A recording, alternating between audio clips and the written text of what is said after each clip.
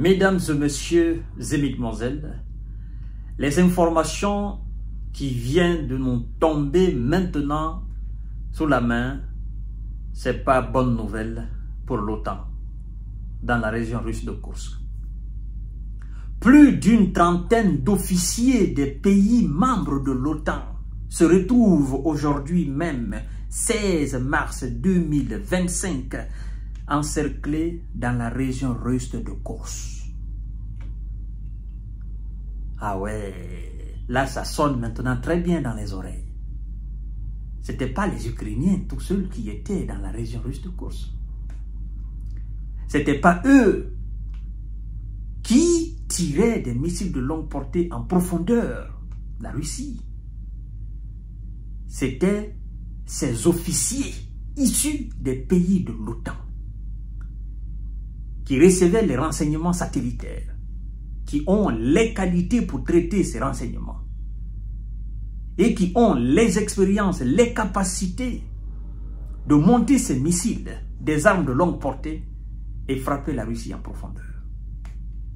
Aujourd'hui, plus d'une trentaine se retrouvent encerclés dans la région russe de Kursk par les troupes de M. Vladimir Poutine. Il n'y a pas d'issue.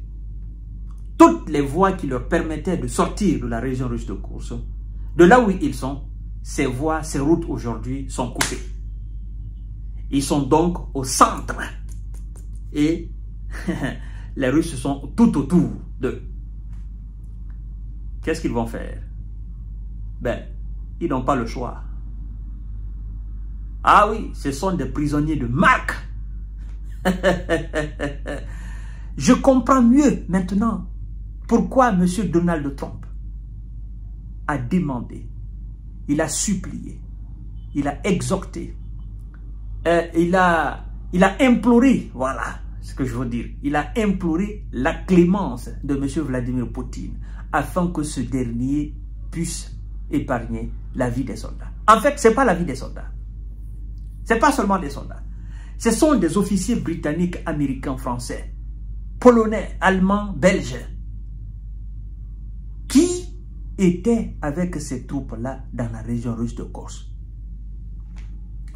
La vérité, enfin, on saura tout ce qui s'est passé dans la région russe de Kursk. On a dit, les Ukrainiens ne peuvent pas avoir l'audace de faire ça. Ce sont les Otaniens, ce sont eux-mêmes, c'est eux-mêmes qui ont fait cette incursion. Les gens ne croyaient pas. C'est eux. Une trentaine d'officiers des pays membres de l'OTAN encerclés dans la région russe de Kursk. Waouh! Des officiers de l'OTAN assurant le commandement sur le terrain ou s'occupant du renseignement satellite ont été encerclés dans la région russe de Kursk, affirme Sergueï Lebedev, coordinateur du réseau clandestin pro-russe, n'est-ce pas, de Nikolaïev. Vous imaginez? Je me souviens, il y a eu un soldat ukrainien, et officier d'ailleurs, qui a été fait prisonnier il y a un bon moment. Il a déclaré, je cite, ceux qui sont dans la région russe de Kursk, nous sommes commandés par des officiers de l'OTAN, et plus précisément d'ailleurs des Britanniques. La plupart des soldats qui ont fait l'incursion ont été formés en Grande-Bretagne. Aujourd'hui, Dieu faisant, ils se retrouvent coincés. Ils se retrouvent encerclés. Ils n'ont pas d'issue. Il n'y a pas d'échappatoire. Une trentaine donc des officiers des pays membres de l'OTAN, qu'on appelle l'Alliance Atlantique Nord, ont été cernés dans la région de Kursk, a déclaré dimanche 16 mars Sergueï Lebedev. Il dit, je cite, « Selon les informations de la résistance, il y a environ 30 officiers de l'OTAN encerclés. Ils étaient chargés de commander les troupes sur le terrain, ainsi que de recevoir les données de renseignement des satellites de l'OTAN et d'ajuster les frappes en profondeur sur le territoire russe, a-t-il indiqué. À la fin de la semaine dernière, l'armée russe a lancé une offensive de grande envergure dans la région de Kursk, selon les calculs. Vous comprenez? Les calculs de la défense, effectivement, et des médias basés sur des forces, basés sur des données du ministère de la Défense. Les forces russes ont libéré 31 localités, tandis que l'armée de Kiev a perdu plus de 2000 essais. Fin de citation. Mesdames et messieurs et mesdemoiselles, l'heure de vérité a sonné. Monsieur Donald Trump, ne vous inquiétez pas. Ne vous inquiétez pas pour ces officiers de l'OTAN.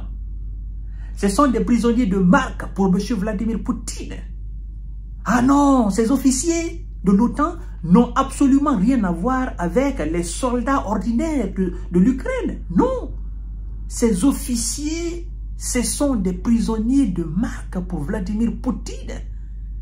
C'est un trophée de guerre, ces officiers de l'OTAN. Ils vont les montrer à la télévision. Ah ben, pour le moment, ils n'ont pas encore entre les mains, mais ils ont deux choix. Le premier choix, c'est de déposer les armes et de se rendre à la Russie. Et puis, on les fait prisonniers. On montre aux yeux du monde qu'en réalité, voici donc ceux qui étaient là en Russie. Donc, ils seront jugés et ils vont écoper effectivement des peines qu'on donne souvent aux terreaux et aux mercenaires. Donc, voilà. Ça, c'est le premier choix.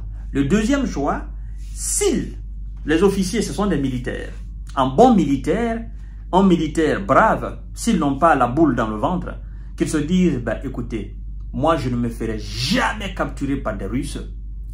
La raison, elle est toute simple. La deuxième option, ben, tu fais face aux Russes. Tu fais face à eux jusqu'à ta dernière balle. Tu ne te rends pas. Tu fais face aux troupes russes jusqu'à ta dernière balle. Jusqu'à venir au corps à corps avec des troupes russes.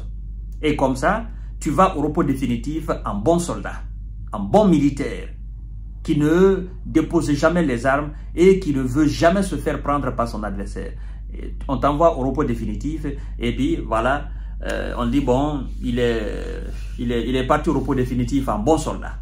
Donc, ce sont les deux options qui s'offrent aujourd'hui à ces officiers-là. Mais connaissant la mentalité des officiers otaniens, c'est des gens qui sont très frileux. Connaissant leur mentalité, ils tiennent trop à la vie. Non, non, non, non, non, non. Ils vont déposer les armes, ils vont se rendre aux Russes. Ils vont se dire, on aura une chance. Puisque nous sommes des officiers de l'OTAN, ils vont pas nous faire grande chose. Ils vont nous juger, ils vont nous condamner. Et puis, on va servir de monnaie d'échange entre l'OTAN et la Russie. Certainement que la Russie, nos pays otaniens, ils ont des prisonniers russes de marque. Nous aussi, nous constituerons des prisonniers de marque pour la Russie. Donc, les deux blocs vont procéder à des échanges de prisonniers de marque. Et puis, dans ces échanges-là, nous aurons la chance effectivement de partir de l'autre côté. Ou bien, si la Russie nous juge et qu'elle nous condamne du moins en tant que terreau, ben, on ne sait pas qu'est-ce qui va se passer. Mais, laissez-moi vous dire, ce sont des prisonniers de marque, ces gens-là. Ils vont déposer les armes. Non, non, ils ne vont pas combattre les Russes. Ces gens-là, ils aiment trop la vie. Non, non, non, non, non. Ils ne vont pas se suicider. Non, ils ne vont pas faire la guerre. Parce qu'ils n'ont plus aucune chance de sortir. C'est lui qui vous a dit de partir dans la région russe de Kursk. Vous allez lire l'heure. Un à un, vous allez lire l'heure. Vous allez tellement lire l'heure que ça va vous dépasser. Chaque seconde, vous allez lire l'heure. Chaque minute, vous allez lire l'heure. Chaque heure, vous allez lire l'heure. Chaque moment, vous allez lire l'heure. Vous n'avez pas dit que vous allez battre la Russie sur son propre territoire. Mais continuez à le battre. C'est ça la réalité. Je vous reviens tout à l'heure, mesdames et messieurs.